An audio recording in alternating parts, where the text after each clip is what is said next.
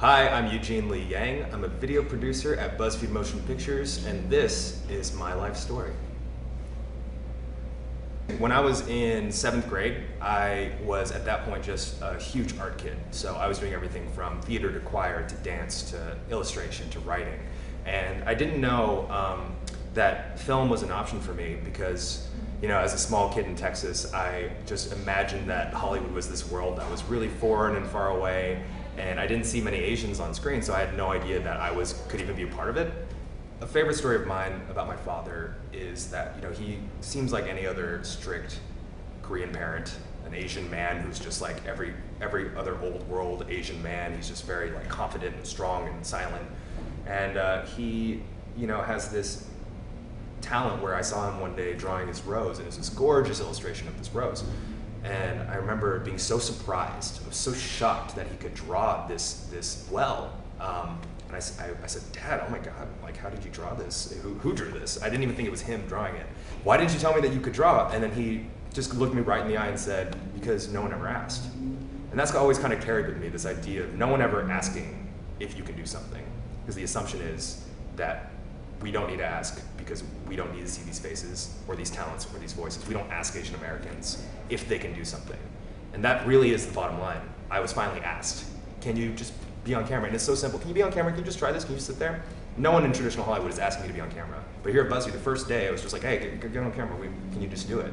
And that whole underlying aspect of just ask someone, can you do something? What can you share with us? That is so powerful. When it comes to diversity, I feel like there's a difference between the way traditional media approaches it, where they kind of see everyone as numbers, and they're trying to crunch both the percentages of people being represented and how that translates to profit. And the thing that viral media and social media even have, you know, just nailed on the head, because there isn't this red tape, there aren't these like old white men deciding everything, is that you just put someone out there who's just being authentic and just being themselves, and then you kind of just let the audience decide that this is something that's valuable and they want to see more. There shouldn't be a formula to it. It really is just, when we do things at BuzzFeed, sometimes we just have to grab coworkers to do a video because we don't have enough people or time to create something, and so you use people around you. And you know, our company is diverse and the world is diverse. Most young people have a diverse group of friends. So it really is just a direct reflection of our reality. Asian American men and Asian men in general in Hollywood have been some of the most poorly portrayed people, just because of this idea of the sort of emasculation of the Asian male, where you're ballless, you're dickless, you're a funny side joke, you're a character that should run around and be laughed at. It's sort of like it's very bottom of the barrel comedy, but it, as you've seen, has sort of trickled into the sort of accepted comedy culture about Asians. And I don't see myself as sexy in any way. So one of the series that many people know me from is The Try Guys, where it's myself and 3 of my best friends, where we essentially put ourselves in situations that many people would not be willing to do, but we go in with an open mind. In that cast dynamic, I tend to be sort of centered on as, like, I guess, the sexy one, which is very weird because I've never been that in my entire life. Not in my family, not in my friends. I'm not, and I don't think of myself that way as an individual. Now, as an Asian American on screen, I see value in it. I don't shy away from it. If anything, I've been more purposeful to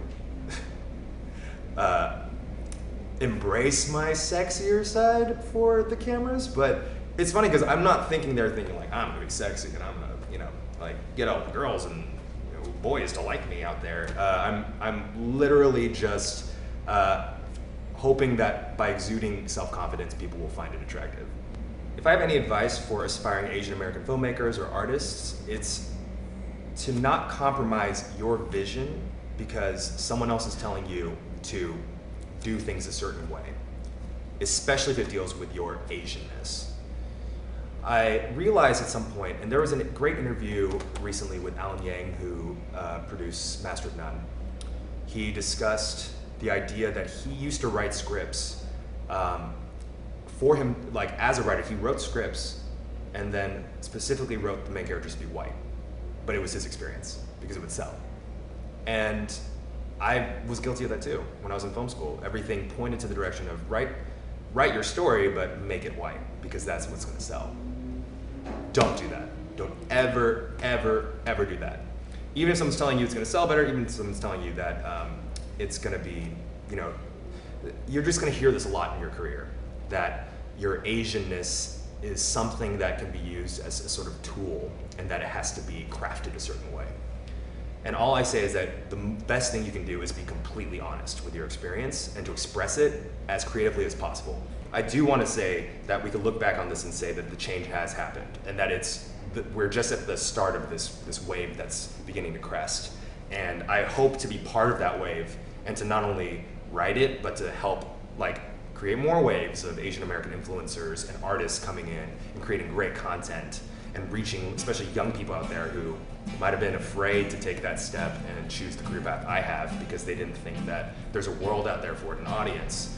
But I hope that things like this interview and the work I do at Buzzfeed and the work I will be doing for Buzzfeed, whether it be unscripted or narrative pieces about my life, about other people's lives, will affect young Asian Americans positively, and they'll want to pursue this type of career because they know that there's a job for them.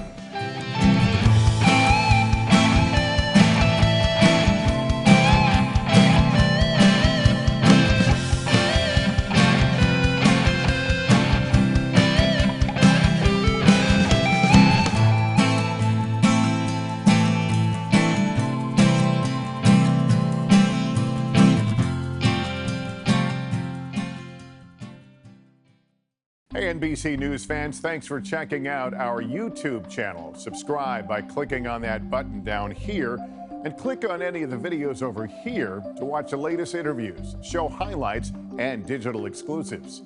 Thanks for watching.